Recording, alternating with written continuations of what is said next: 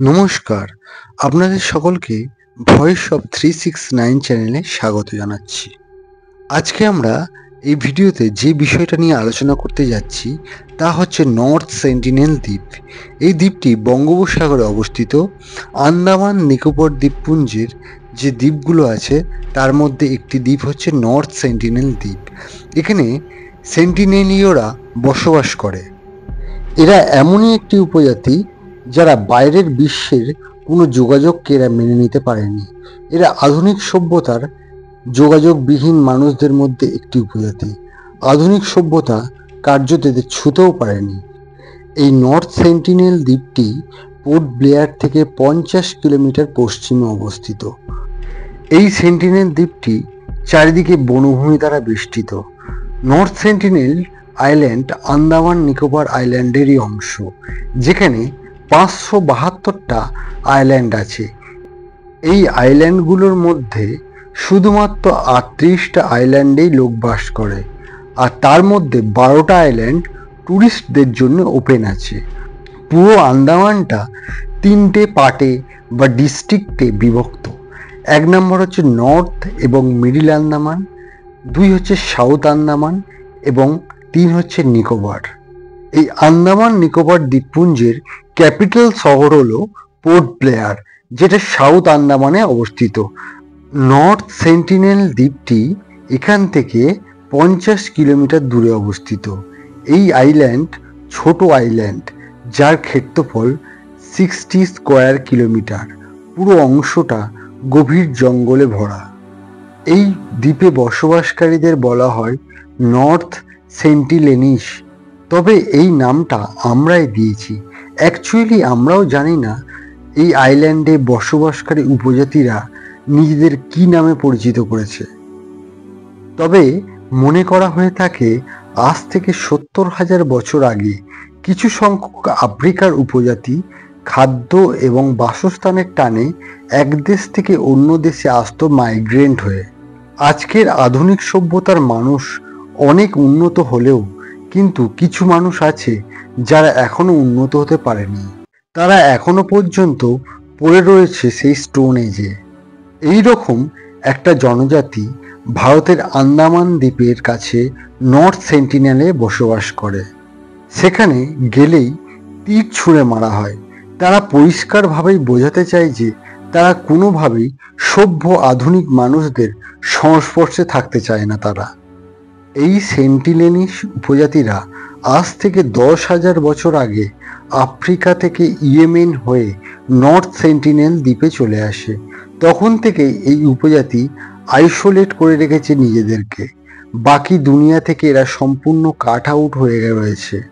এরা এমনই একটি উপজাতি, কৃষিকাজ এরা শেখেনি। এগ্রিকালচারের আবিষ্কার আজ থেকে 12,000 বছর আগে হয়েছিল। আবার এটাও হতে পারে এই আইল্যান্ডে থাকতে থাকতে এদের হয়তো কৃষিকাজের মতন জিনিসের কোনো প্রয়োজনই পড়েনি। হয়তো এটাও হতে পারে যে কৃষিকাজ বলে কিছু আছে কি না এটা হয়তো এরা জানেই না। আজকের যুগেও কিছু মানুষ আছে যারা স্টোন এজের সময়ের মতন পশু শিকার করে খায়, মাছ ধরে খায়। এইভাবেই তারা জীবনযাপন করে থাকে। সেন্টিলেনীয়রাও দুনিয়ার সবচেয়ে আইসোলেটেড ট্রাইব, কেননা এরা আইসোলেটেড নিজেরাই থাকতে চায়। যখনই বাইরে থেকে কেউ এদের সঙ্গে কন্ট্যাক্ট করতে গেছে তখনই তারা হিংস্র হয়ে উঠেছে। ইতিহাসের সবচেয়ে পুরনো রেকর্ড এই আন্দামান নিকোবর দ্বীপপুঞ্জকে নিয়েই রয়েছে। 2nd সেঞ্চুরিতে যখন একজন রোমান ম্যাথামেটিশিয়ান ক্লডিয়াস টমেলি আন্দামান নিকোবর দ্বীপকে বলেছেন এটা একটা আইসল্যান্ড অফ ক্যানিভেলস, অর্থাৎ এরা মানুষের মাংস খায়। ইনি পার্টিকুলার কোন উপজাতিকে এই কথাটা বলেছিলেন তা আমাদের কাছে অজানা। এরপর একজন চাইনিজ ট্রাভেলার 673 খ্রিস্টাব্দে, যিনি সুমাত্রা দ্বীপ হয়ে ইন্ডিয়াতে পৌঁছেছিলেন, উনি বলেছিলেন এই আইল্যান্ডে বসবাসকারী উপজাতি ক্যানিভেলস, অর্থাৎ এরাও মানুষের মাংস খায়। যদি স্পেসিফিক নর্থ সেন্টিনেল দ্বীপের কথা বলি তাহলে এর পুরনো রেকর্ড অনুযায়ী 1771 সালে যখন ইস্ট ইন্ডিয়া কোম্পানির একটি জাহাজ এই আইল্যান্ডের পাশ দিয়ে যাচ্ছিল, তখন ওই জাহাজের মানুষেরা এই আইল্যান্ড থেকে আলো আসতে দেখেছিল। এরপর একটা ঘটনা ঘটেছিল, যার সালটা ছিল 1867। একটা ইন্ডিয়ান মার্চেন্ট শিপ প্রায় 100 প্যাসেঞ্জারকে নিয়ে যাচ্ছিল এবং সেই জাহাজটি কোনো ক্রমে অ্যাক্সিডেন্ট করেছিল এই দ্বীপের কাছে। যখন ওই দ্বীপের কাছে অ্যাক্সিডেন্ট করে, ওই জাহাজের সার্ভাইভার্স যাত্রীরা সেন্টিনেলিস দ্বারা আক্রান্ত হয়েছিল এবং ভাগ্যচক্রে তারা জীবন বাঁচাতে পেরেছিল, কারণ ব্রিটিশ রয়্যাল নেভি তাদের সাহায্য করেছিল সেই সময়। 1880 সালে মরিস ভিডেল পোর্টম্যান নামে একজন ব্রিটিশ অফিসার সিদ্ধান্ত নিয়েছিলেন যে তিনি সেন্টিনেল দ্বীপে বসবাসকারী মানুষদের সঙ্গে কথা বলবেন এবং তাদের আধুনিক সভ্যতার জগতে ফিরিয়ে আনবেন।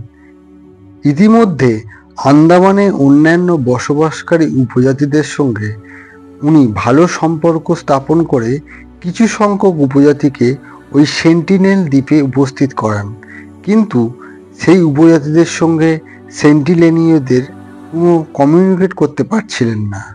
এরপর এটা পরিষ্কার হয়ে যায় যে আন্দামানে বাকি ট্রাইবদের ভাষার সঙ্গে সেন্টিনেলদের ভাষার অনেক পার্থক্য আছে। পোর্টম্যানের সফরের সময় তার সঙ্গে এক বয়স্ক কাপল সেন্টিনেলদের সঙ্গে দেখা হয়। তার 4টে বাচ্চা ছিল। পোর্টম্যান ঠিক করে ওই বয়স্ক কাপল এবং 4 বাচ্চাকে কিডন্যাপ করে নিয়ে আসবেন পোর্ট ব্লেয়ারে। কিন্তু জানা যায় যে নর্থ সেন্টিনেলের লোকেরা দুনিয়া থেকে এতটাই বিচ্ছিন্ন যে তারা বয়স্ক কাপেলকে পোর্ট ব্লেয়ারে আনা মাত্রেই তার কিছুদিন পরেই মারা যায়। তারপর পোর্টম্যান ওই বাচ্চাগুলোকে সেন্টিনেল দ্বীপে গিয়ে রেখে আসে, কিন্তু ওই বাচ্চাগুলো এতটাই হাতে জীবাণু নিয়ে ফিরে গিয়েছিল যে তার ফলে আরও কিছু সেন্টিনেলরা ওই জীবাণুর দ্বারা আক্রান্ত হয়ে মারাও যায়। আমরা অনেক রোগ দেখেছি আর আমাদের বডি ইমিউনিটির দ্বারা সেগুলো কন্ট্রোলও করতে শিখে গেছি, কিন্তু এই নর্থ সেন্টিনেল দ্বীপের মানুষেরা এরা পুরো দুনিয়া থেকে আলাদা, তাই এদের কোনো রোগ সহজে কন্ট্রোল করতে পারে না। এদের বডি ইমিউনিটি কোনো ইমপ্রুভ হয় না, তাই এরা বাইরের লোকেদের প্রতি অনেকটা হিংস্র এবং ভায়োলেন্ট। তারা সমগ্র জগৎ থেকে নিজেদের অনেকটা আলাদা করে রাখতে চায়। 1967 সালে ভারত সরকার একটা অভিযান চালিয়েছিল এই নর্থ সেন্টিনেল দ্বীপে।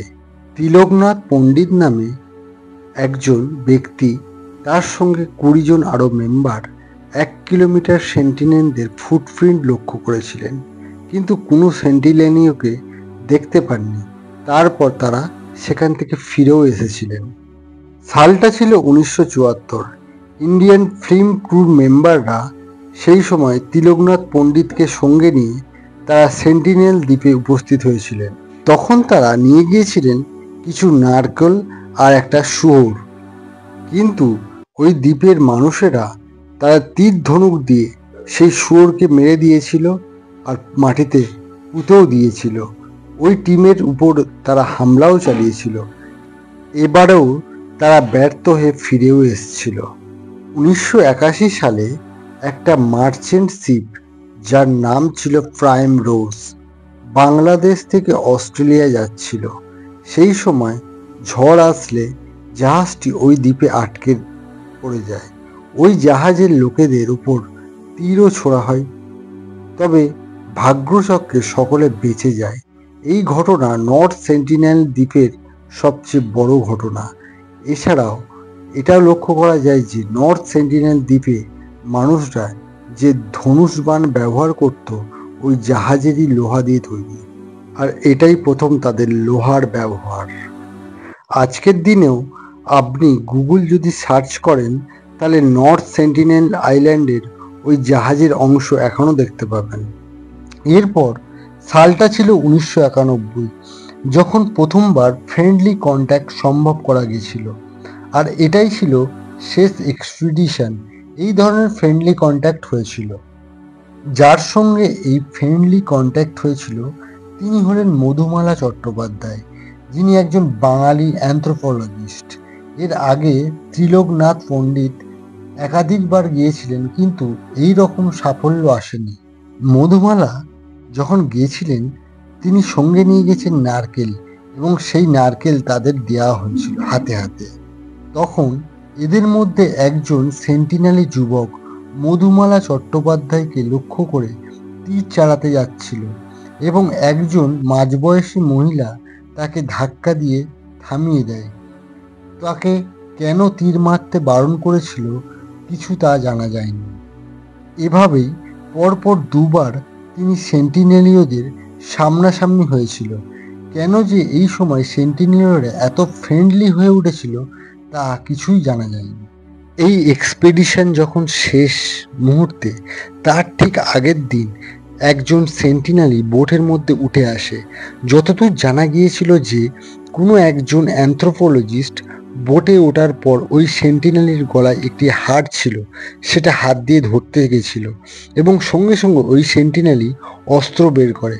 তারপর তারা এয়ারে ফায়ারিং করে, যা লাফ দিয়ে সে জলে পড়ে যায় ওই সেন্টিনালি। তারপর থেকে সেই অর্থে কোনো এক্সপেডিশন আর হয়নি।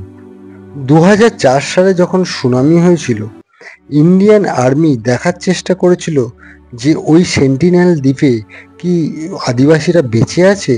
তখন তাদের হেলিকপ্টার যখন পৌঁছায়, তখন দেখে সেন্টিনেলীয়রা তাদের তীর দিয়ে আক্রমণ করছে। তখন হেলিকপ্টার নিয়ে সেই ইন্ডিয়ান আর্মি ফিরে আসতে বাধ্য হয়। 1977 সালে ইন্ডিয়ান গভর্নমেন্ট ঘোষণা করেন যে এই সেন্টিনেল দ্বীপে আর কোনো অভিযান চালানো হবে না, কারণ এই উপজাতির মানুষেরা কোনোভাবেই সভ্য জগতের মানুষের সঙ্গে যোগাযোগ রাখতে চায় না। এই আইল্যান্ডের চারিদিকে 5 কিলোমিটার দূরে একটা জোন ক্রিয়েট করা হয়, যার মধ্যে কোনোভাবেই প্রবেশ করা সম্পূর্ণ নিষেধ। কিন্তু 2018 সালে ঘটনা ঘটে যায় একটা অন্য। একজন আমেরিকান মিশনারি, তিনি ধর্ম প্রচারের জন্য এই আইল্যান্ডে কিছু মৎস্যজীবীকে টাকা দিয়ে লোভ দেখিয়ে বেআইনিভাবে সেখানে যায়। প্রথম দিন সেখানে গিয়ে সেই উপজাতিদের মুখোমুখি হয় এবং তাকে উদ্দেশ্য করে রীতিমতো তীর মারতে শুরু করে, আর বাইবেলে সেই তীর এসে লাগে। তখন সে সেখান থেকে ফিরে আসতে বাধ্য হয়। দ্বিতীয় দিনে আবার সে গেছিল এবং সেই বিপদের মুখে আবার পড়েছিল। তৃতীয় দিনে আবার যখন যায় ধর্মপ্রচারের জন্য, পরবর্তীকালে ফিশারম্যানদের গ্রেপ্তার করার পর জানা যায় যে ফিশারম্যানরা লক্ষ্য করেছিল যে সেই উপজাতির মানুষেরা সমুদ্রের পাড়ে কাউকে যেন বালি দিয়ে কবর দিচ্ছে। মনে করা হয় এই ব্যক্তি সেই ব্যক্তি যার নাম হচ্ছে জন অ্যালেন চাও। জন যে ডায়েরি লিখেছিলেন তাতে ছিল ওই সেন্টিনেলীয়দের হাইট, যেখানে হাইট ছিল 5 ফুট 3 ইঞ্চি থেকে 5 ফুট 5 ইঞ্চির বেশি তারা হবে না। স্কিন ছিল শাইনিং ডার্ক, তারা বেশ সুঠাম এবং হাতে পেশি সম্পন্ন, এবং তাদের গলায় ফাইবারের হাড়ও ছিল। এই সেন্টিনেলীয়রা বোট বানাতে জানত, কিন্তু আইল্যান্ডের সবচেয়ে কাছের আইল্যান্ড, যার দূরত্ব 36 কিলোমিটার, সেখানে মানুষ বসবাস করলেও সেন্টিনেলীয়রা ওখানে যাওয়ার প্রয়োজন মনে করতো না। খাবারের ব্যাপারে যদি বলি, এরা চাষাবাদ জানতো না, কিন্তু পশু শিকার করতে এরা পারত, মাছ ধরতে পারত, কচ্ছপের ডিম, মাছ, মধু ইত্যাদি খেয়ে তারা জীবনযাপন করত। এছাড়াও জঙ্গলের ফল ফুল খেয়েও তারা জীবনযাপন করত। নর্থ সেন্টিনেলি লোকেদের কাছে ল্যাঙ্গুয়েজ একটা গুরুত্বপূর্ণ বিষয় ছিল। ত্রিলোকনাথ পণ্ডিত ও অন্যান্য অঙ্গ উপজাতির লোকেদের নিয়ে গেছিলেন এই দ্বীপে, কিন্তু অঙ্গ উপজাতির লোকেরা তাদের সঙ্গে কোনো ভাষায় কমিউনিকেট করতে পারেনি। উল্টে সেন্টিনেলীয়রা আরও বেশি ক্ষিপ্ত হয়ে গিয়েছিল। জনের যে ডায়েরি পাওয়া গেছিল তাতে আরও জানা যায় যে সেন্টিনেলীয়রা কুঁড়ে ঘরে বাস করত। বড় কুঁড়ে ঘর ছিল বড় পরিবার, আর ছোট কুঁড়ে ঘরগুলোতে ছিল ছোট পরিবার। তার ডায়েরি থেকে মনে করা হয় 250 লোক এই আইল্যান্ডে বসবাস করে। তবে ইন্ডিয়ান গভর্নমেন্ট মনে করে এখানে 50 থেকে 500 সেন্টিনেলীয় আছে। কেউ মারা গেলে বাড়িতেই তাদের চাপা দিয়ে কবর দেওয়া হয়। তবে অনেক হিস্টোরিয়ান লিখেছিলেন যে সেন্টিনেলীয়রা নাকি মানুষের মাংস খায়, তবে এই কথা সম্পূর্ণ ভিত্তিহীন।